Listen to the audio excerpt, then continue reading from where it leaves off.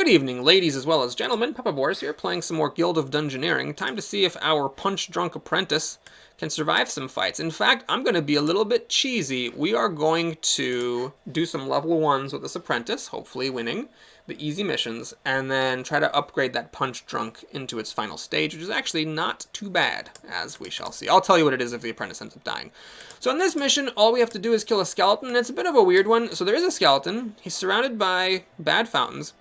And these are pretty bad. So decay is where if you take 2 damage, you take an extra damage, and conceal means that the monster's cards, you don't see what it is. And that's a really big deal, because like you can like play cards that get blocked or not block crucial cards.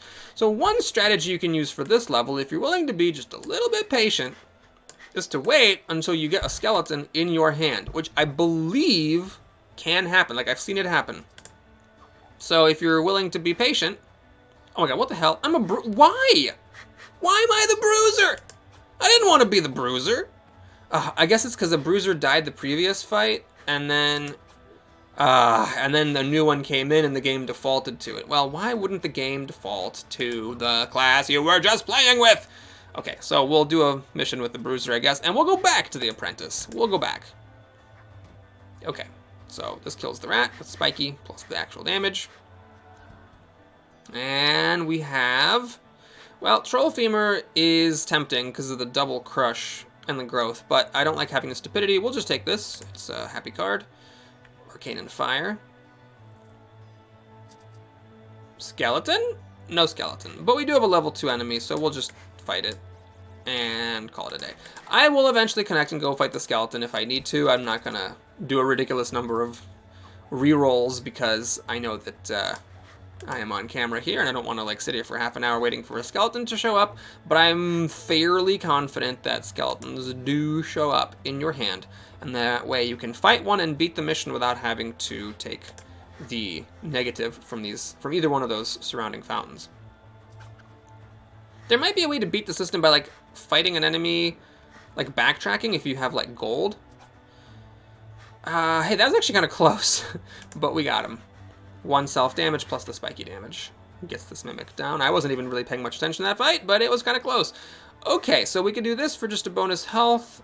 I don't want the stupidity, though, and this is great. So now we have Fire 2 and Arcane 2 in combination with our Leather Tome here. I see, look at that. Skeleton, bammo-lammo. No need to even fight a level 3. Let's just fight the level 2. So brittle, a little bit tough for me to activate here, but that's fine. We should be able to beat this thing on fair terms, even though it has a health advantage versus us. So I'm actually going to draw a card here, rather than doing more damage, because I'd like to make sure that if there are things like this that are really effective, that I can take advantage of them. Okay, we are good to go here, because Flame Lash kills him next turn.